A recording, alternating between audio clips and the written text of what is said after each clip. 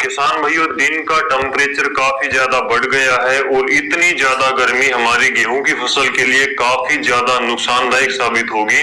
पिछले साल भी यही हुआ था कि फरवरी में ही भयंकर गर्मी पड़ गई थी और इतनी ज्यादा गर्मी होने की वजह से गेहूं का दाना सिकुड़ गया था, पिचक गया था, जिसकी वजह से गेहूं के प्रोडक्शन में 30-40% तक का डायरेक्ट नुकसान देखा गया था। इस बार भी सेम कंडीशन है। फरवरी में ही भयंकर गर्मी शुरू हो गई थी और मार्च में भी सेम कंडीशन है। तो इस गर्मी से हमारी गेहूं की फसल को कैसे बचाएं, दाने को सिकुड़ने से कैसे बचाएं, आज के इस वीडियो में हम बात करेंगे, जो कि चौधरी चरण सिंह हरियाणा कृषि विश्वविद्यालय हिसार के द्वारा एडवाइजरी यहाँ पर जारी की गई है कि गेहूं की फसल को मार्च में गर्मी से कैसे बचाएं। इसके ऊपर आज के इस वीडियो में हम बात करेंगे।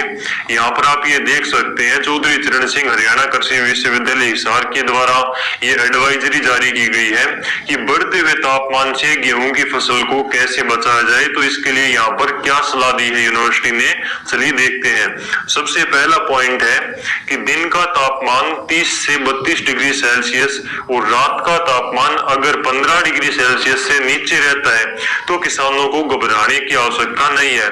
रात और दिन का तापमान मिलाकर अगर औसत 22 डिग्री सेल्सियस बनता है तो ये गेहूं की फसल के लिए अच्छा माना जाता है। औसत तापमान 24 डिग्री सेल्सियस तक को फसल सहन कर सकती है, लेकिन दिन का तापमान अगर 35 डिग्री सेल्सियस से ऊपर हो जाता है तो गेहूं के बनने वाले दानों पर इसका बुरा प्रभाव पड़ता है। बढ़े हुए औसत तापमान से बचने के लिए किसानों को आवश्यकता अनुसार हल्की सिंचाई करने की सलाह दी जाती है। जब तेज हवा चल रही हो तो ऐसी कंडीशन में सिंचाई को रोक दें, अन्यथा आपकी फसल नीचे गिरने से नुकसान हो सकता है।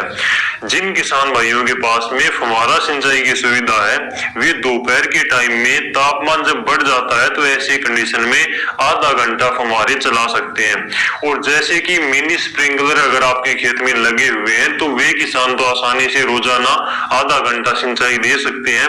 लेकिन जिन किसानों के पास में जो बड़े वाला स्प्रिंकलर सेट होता है, ट्यूबवेल वाला, उसको हाथ से प्रत्येक एकड़ में 5-6 लाइन पड़ती है, तो हर रोज वहां पर सिंचाई देना बड़ा मुश्किल काम है, ये संभव नहीं है। तो ऐसी कंडीशन में चाहे एक हफ्ते में, चाहे 10 दिन में, चाहे 15 दिन में आप गेहूं में हल्की सिंचाई देते रहें, जैसा भी आपको पॉसिबल हो पाता है। यहाँ पर अगला पॉइंट है कि गेहूं में बालियां निकलते समय या फिर अगेती गेहूं की बालियां निकली हुई हैं जहां पर, तो भी आप इसमें 0.2% पोटेशियम क्लोराइड यानी कि 400 ग्राम MOP, म्यूरेट ऑफ पोटास खाद हम जिसको बोलते हैं, तो उसको आप 400 ग्राम लेकर 200 लीटर पानी के साथ में घोलकर 1 एकड़ में उसका स्प्रे कर सकते हैं। तो इससे अचानक से जो तापमान में बढ़ोतरी हुई है उससे होने वाले नुकसान को कम किया जा सकता है गेहूं में।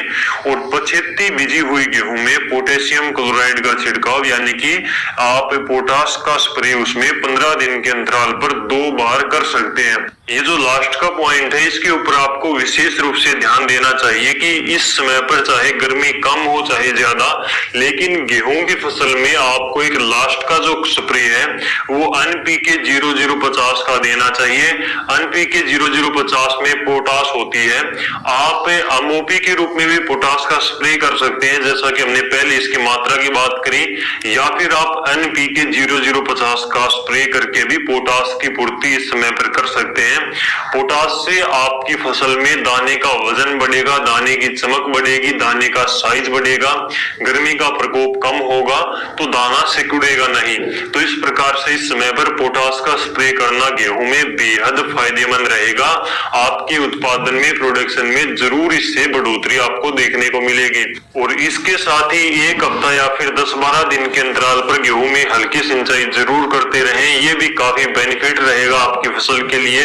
तो इस प्रकार से इस वीडियो को दूसरे किसानों के साथ में शेयर जरूर करना, ताकि टाइम रहते उन तक